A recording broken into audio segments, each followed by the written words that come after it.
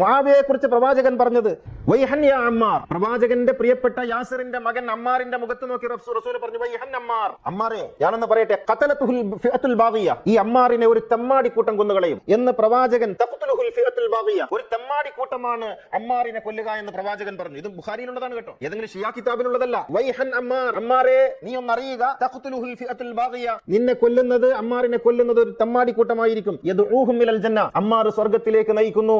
വയദ്ഊനഹു ഇലൻ നാർ, ആ തെമ്മാടി കൂട്ടം നരകത്തിലേക്ക് കുതിക്കുന്നു. ആരാണ് അമ്മാറിനെ കൊന്നത്? അമ്മാറിനെ കൊന്നത് മുആവിയ. ആരാണ് തെമ്മാടി കൂട്ടം? മുആവിയയുടെ കൂട്ടം. റസൂലുള്ളാഹി പറഞ്ഞതല്ലേ. ഇതെങ്കിലും ഓർത്തിട്ട് മനസ്സിലാക്കിക്കൂടെ? പ്രവാചകന്റെ പ്രിയപ്പെട്ട സുമയ്യയുടെ, പ്രവാചകന്റെ പ്രിയപ്പെട്ട യാസിറിന്റെ മകനാണ് അമ്മാർ. എല്ലാ പ്രയാസങ്ങളും സഹിച്ച് പ്രവാചകനെ ശക്തിപ്പെടുത്തിയ ചെറുപ്പക്കാരൻ. അദ്ദേഹത്തെ സിഫീൻ യുദ്ധത്തിൽ നിഷ്ഠൂരം വധിച്ചു കളഞ്ഞത് മുആവിയ എന്ന ക്രൂരനല്ലേ? അയാളെ കുറിച്ചല്ലേ റസൂൽ പറഞ്ഞത് തെമ്മാടി കൂട്ടമെന്ന്?